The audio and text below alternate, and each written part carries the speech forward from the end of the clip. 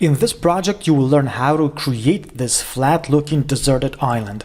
And in the process, you'll learn a bit more advanced Illustrator tools, and that will include some warping, some blending, some rotations as well, some path splitting. But of course, it all will be simple. I mean, if you know my teaching method, I try to make everything as simple and as possible and as enjoyable as possible. So even though we are going to be talking about some more advanced Illustrator techniques, it doesn't mean that it's gonna be difficult to learn. So let me just break this design down for you, so you know what you'll be working on, what we will be creating here.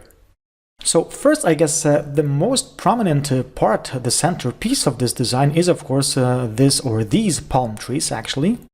And we are going to start recreating or creating our design with the palm trees. So we're going to create the leaves with the humble ellipse tool and some simple transformations. And then we are going to take care of the stem, and we are going to warp, well, we are actually going to create a rectangle and then divide it and warp it a bit. But of course, we're going to create the coconuts with simple ellipse tool. Of course, what we got here is the sun. This guy right here.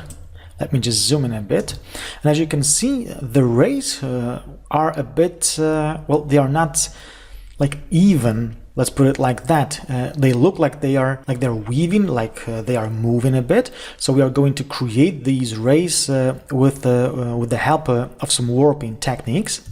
Then we are going to create the clouds, and you will be amazed how easy it is to create these flat-looking clouds with some simple ellipses and pathfinder transformations.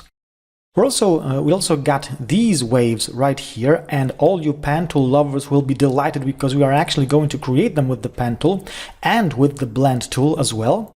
We got this island right here that's a simple ellipse and some shading going on right here.